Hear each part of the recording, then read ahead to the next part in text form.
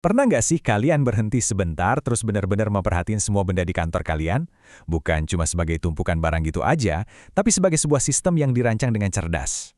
Nah, hari ini kita bakal bongkar sistem itu dan coba pahami gimana setiap alat, baik yang besar maupun yang kecil, bikin dunia kerja modern ini terus berputar. Jadi, sebenarnya apa aja sih yang kita butuhin buat jalanin sebuah kantor? Gampang banget kan mikirnya, cukup meja, kursi, sama komputer. Tapi kenyataannya, wah, jauh lebih kompleks dari itu loh. Setiap benda di sekitar kalian, dari penjepit kertas sampai server, itu punya peran penting dalam sebuah orkestra produktivitas yang rumit. Coba dia lihat meja kerja modern ini. Ini bukan sekedar tempat buat naruh laptop kalian. Ini tuh kayak pusat komando pribadi kalian. Sebuah koleksi solusi yang udah dikurasi buat menjawab masalah-masalah paling dasar di dunia kerja. Yuk, kita mulai dari yang pertama. Tugas paling inti di setiap kantor itu ya, ini. Mengubah ide jadi sesuatu yang nyata, terus membagikannya ke dunia. Inilah yang kita sebut sebagai pabrik informasi. Ini tantangan utamanya kan? Mau itu laporan keuangan, email penting, atau presentasi yang bakal mengubah segalanya, semuanya mulainya dari sini. Gimana caranya kita menjembatani celah antara pikiran dan kertas, atau antara pikiran dan layar? Nah, jawabannya dimulai dari fondasi ini, ya ruang kerjanya itu sendiri.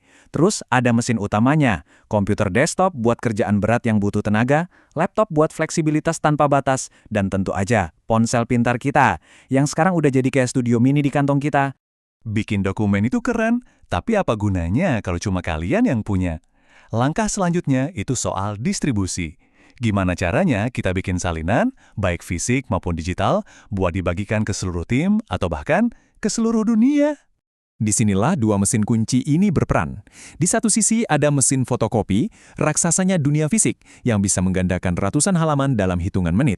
Di sisi lain ada pemindai atau scanner, jembatan kita ke dunia digital, yang mengubah tumpukan kertas jadi file ringan yang bisa dikirim kemana aja. Oh, dan jangan lupain printer. Coba deh lihat evolusi teknologinya di sini. Dari suara printer dot matrix jadul yang, ya ampun, berisik banget, sampai printer inkjet modern yang hampir nggak bersuara dan penuh warna. Lompatannya luar biasa banget kan? Oke, dari kata-kata kita pindah ke tugas besar berikutnya, angka. Mungkin kalian bakal kaget pas tahu seberapa besar porsi hitung-hitungan dalam kerjaan kantor sehari-hari. 19,5%. Coba, biarin angka itu meresap dulu.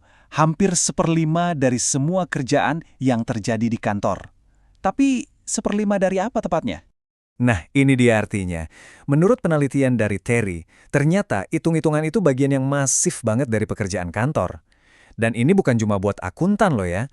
Ini soal anggaran, proyeksi, dan analisis data yang kita semua lakuin setiap hari.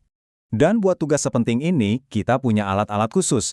Tentu, ada kalkulator sederhana yang sekarang ada di hampir setiap perangkat. Tapi buat volume yang lebih besar, kita butuh mesin khusus kayak penghitung uang ini, yang menjamin kecepatan dan akurasi pas taruhannya tinggi. Selanjutnya, kita masuk ke area yang sering nggak kelihatan tapi krusial banget. Mastiin informasi itu benar, resmi, dan aman. Selamat datang di dunianya para penjaga gerbang kantor. Coba deh pikirin, gimana kalian tahu sebuah dokumen itu asli? Gimana cara ngelacak ratusan halaman tanpa ada yang hilang? Dan yang paling penting, gimana kalian mastiin cuma orang yang tepat yang bisa akses data sensitif atau bahkan masuk ke gedung? Yuk kita lihat beberapa alatnya. Mulai dari stempel klasik. Kelihatannya sederhana ya, tapi dengan sekali tekan, sebuah dokumen bisa berubah dari sekedar draft jadi surat resmi yang berkekuatan hukum. Berurusan sama dokumen yang panjang dan tebal. Mesin penomoran ini tuh pahlawan tanpa tanda jasa, yang mastiin setiap halaman kecatat dengan rapi, menjaga integritas dokumen dari awal sampai akhir. Sekarang, kita pindah ke keamanan yang lebih canggih. Lupakan kunci.